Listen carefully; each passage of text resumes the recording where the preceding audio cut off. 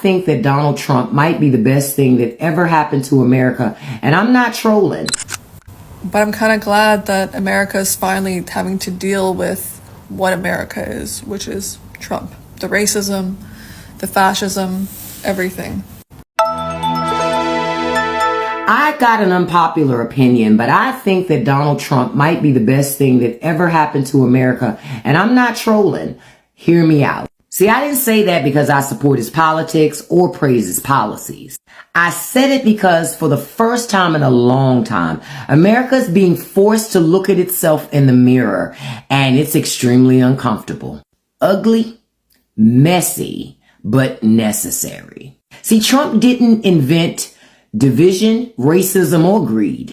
He just ripped the bandage off the wound that the country's been pretending doesn't exist. And in doing so, he made people who were asleep finally wake up. He made people start asking real questions. Why are rights being stripped away? Why is truth under attack?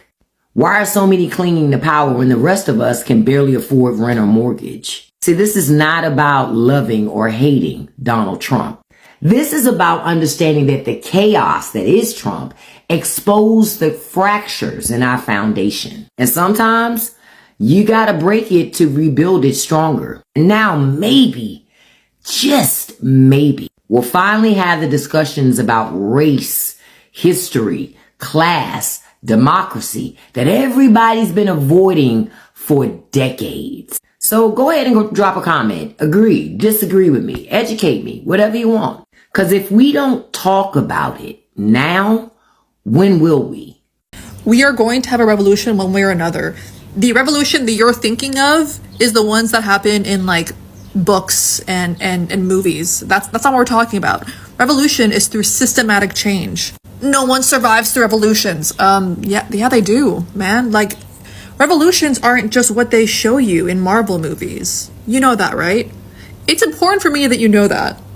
For me, the strangest thing with this conversation or argument, however you want to see it, is they're constantly bringing up violence. You do realize people still doing nothing right now is still causing more and more violence to people. You think people getting detained by ICE, being forcibly detained, having like a 16-year-old's face like hit the concrete, people being sent to detainment centers, you don't think that's violent? But you're constantly out here doing the CIA's work saying that people should not revolt and have any sort of violence. Like, what are you talking about? Everything that leftists have been saying has been through systematic change. Push your politicians, hold them accountable, don't just vote for them no matter what. You didn't want to do that. Things are getting violent anyways. But coming on here and being like, guys, no revolution, no, like, what are you doing? Like, things are already getting bad and they're getting worse, and they've been getting bad and worse, and this is all from like a series of things.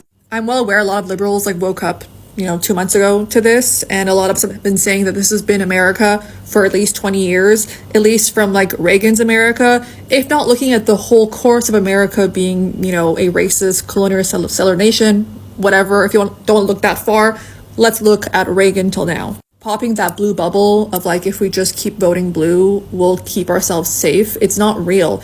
The same people who are using your dollars to kill people overseas will not stop it using violence against you when you tell them that you don't want it to happen. At the same time, please ask yourself this. A country that was built on violence, do you think there are a lot of ways right now that they will let you get what you want and get freedom and get safety without some sort of pushback? Because peaceful protests aren't working. We're constantly divesting in different businesses and they're trying to like shovel money in different ways. The reality is, coming on here and telling people that they don't want a revolution doesn't make any sense, because we're going towards that anyways. When people can't afford food, when people don't have jobs, when people's businesses shut down because of the tariffs, things will get ugly. And this was not formed overnight. These systems existed under Obama, they existed under Bush, they existed under Obama again, and they were going to exist under Kamala. The level of acceleration you're seeing is from the government itself, not from leftists. We've just been warning you for decades that capitalism will come back and eat you as well. They only want white people here. So what are y'all doing about it? What are you guys doing about it? I see you guys going on these UnF America tours. I see you guys talking and, on this app over and over again. Meanwhile, you've had MAGA storm the Capitol simply because they were upset with the results. There are people losing lives. There are people being deported that are U.S. citizens, that are babies because they're going with their families. There are citizens being arrested by ICE. There are veterans homeless. There are people struggling. We are getting taxed left and right. And we had a whole revolution over 2% tax. And you guys are watching all of this happen and go on and continue and continue and continue. And all I continue to see is you guys keep talking and talking and talking. And you guys have not told us what the plan was. Y'all have not said what y'all were going to do. Because the moment we step outside, we're in handcuffs, we're getting hosed down, we're getting gas, we're getting pellet, we're getting killed. So what are y'all doing about it? Because talking ain't cutting it no more. Donald Trump didn't just wake up one day and decide to be divisive. That man was born in it, wrapped in it, and raised to weaponize it. You ever notice how some people act like Trump's racism is some sort of 2016 surprise? Nah, that man's been on brand since birth. So let's go back. His grandfather, Friedrich Trump, he came over from Germany on a boat in 1885. Illegally, might I add. He ducked military service back home and came here looking for a bag. Runs in the family. And he made that bag by running hotels, brothels, restaurants, all during the Yukon Gold Rush. So let that sink in. The same family screaming about illegals and traditional values built their fortune off of bootlegging and sex work. So we fast forward to Donald's daddy, Fred, the Trump who got arrested at a Klan rally in 1927. The Trump who built an empire on housing. But only if you were white. In the 1970s, Fred and Donald were sued by the Department of Justice for discrimination. They violated the Fair Housing Act. They marked black applicants with a C for colored. And when asked, Donald said they weren't discriminating. They were just being careful about who they rented to. Careful. That's how he framed racism. They settled out of court, no admission of guilt. But the damage was already done. Because what Trump learned from that was simple. If you say it with a smile and a suit, they'll call it business instead of bigotry. And Donald, he didn't break the mold, he polished it. So let's talk about what Trump knew about politics before he ran for president the first time. He knew absolutely nothing. This is a man who once said, and I quote, "Nobody knew healthcare could be so complicated." Bruh, everyone knew, except you. And he gets military advice from watching the shows, whatever that means. He claimed windmills cause cancer, said injecting bleach might help with COVID, said we should take the guns first and go through due process second. That's not policy, that's delusion with a microphone. And yet, people followed him. Not because he was informed, but because he made it okay to hate out loud again. So let's run the receipts, because you know I got them. In 1989, he took out full-page ads calling for the death penalty for the Central Park Five. In case you don't know, those were the 5 Black and Latino teens that were accused of a crime that they never committed. He even doubled down after they were exonerated. Because it was never about justice, it was always about punishment. In 2011, he launched the birther conspiracy against Obama. Said he needed to see the president's birth certificate. Because a black man in power, oh wait, that's too much. He had to question his legitimacy. Had to remind America who was real and who wasn't. He called Mexicans rapists and criminals. He told 4 U.S. congresswomen of color to go back where they came from. He called majority black nations shithole countries. And during a 2020 debate, when asked to denounce white supremacy, he told the Proud Boys to stand back and stand by. They put it on their merch, and he said nothing. This isn't accidental. This isn't a gaffe. This is a man who knew exactly how to play to America's darkest instincts, because he was raised on them.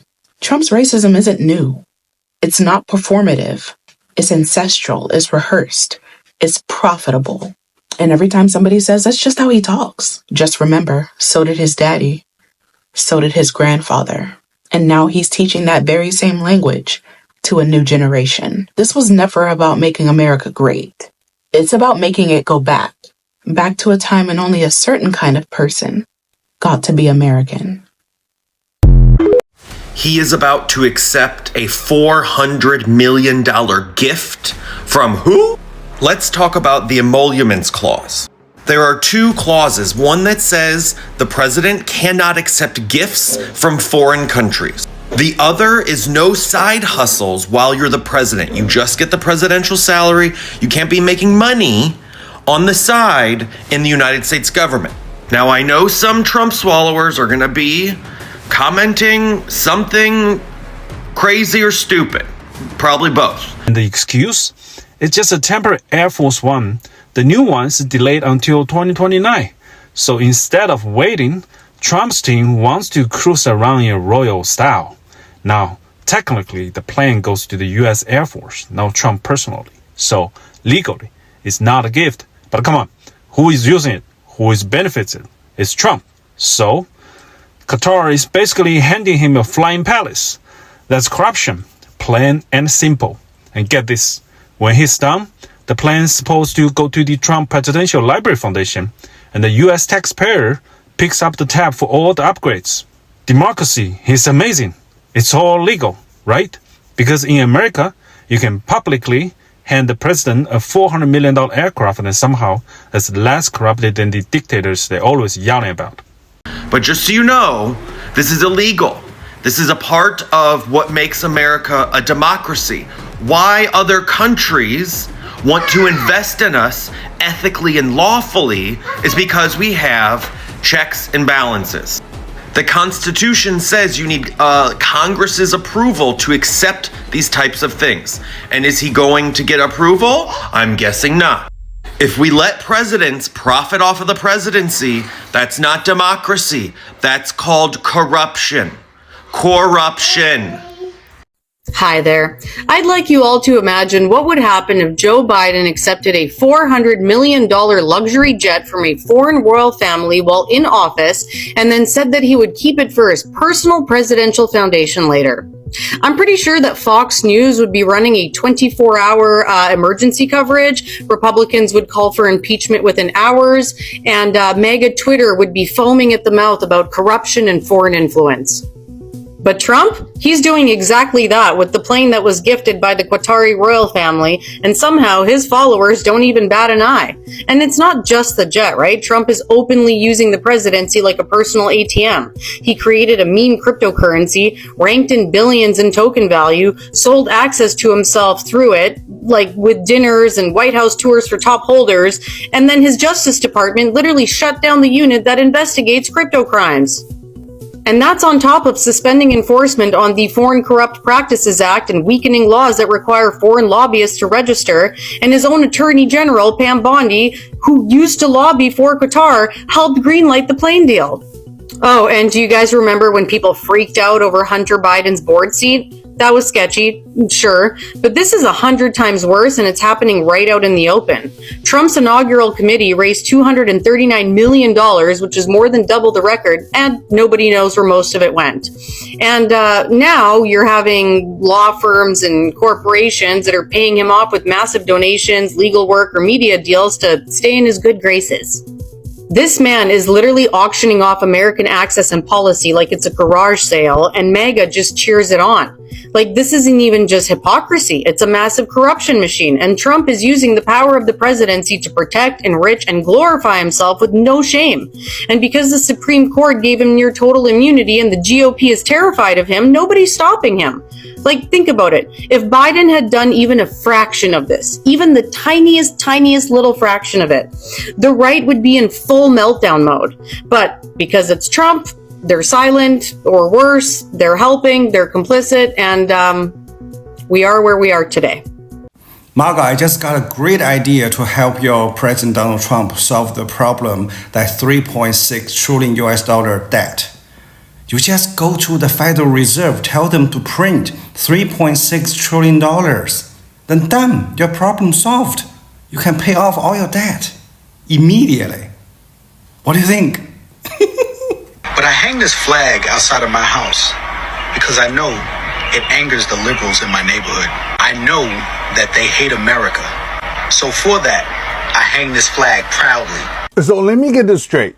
You don't hang the flag because you love America. You hang it because you think it pisses off the liberals on your block? That's not patriotism, my guy. That's emotional constipation. Imagine repping your country not out of pride or love, but because you want to troll your neighbors. That's a major toddler energy. And then you hit us with the liberal hates America. Nah, dude. We hate performative BS. We hate you acting like flying a flag makes you George Washington while you vote to gut veteran benefits and cut school lunches. And then you say, if you want to go to another country, you probably won't live as good. Have you seen Norway? Have you seen Germany? Japan? Hell, Canada here got healthcare and maple syrup and still has freedom of speech. You're not the global standard. You're just loud. And don't even bring up loyalty. Loyalty ain't blind. Loyalty checks you when you're out of line. That pledge you're making folks repeat, half of y'all don't even believe in liberty and justice for all. Unless the all looks like you. Oh, wait, my bad.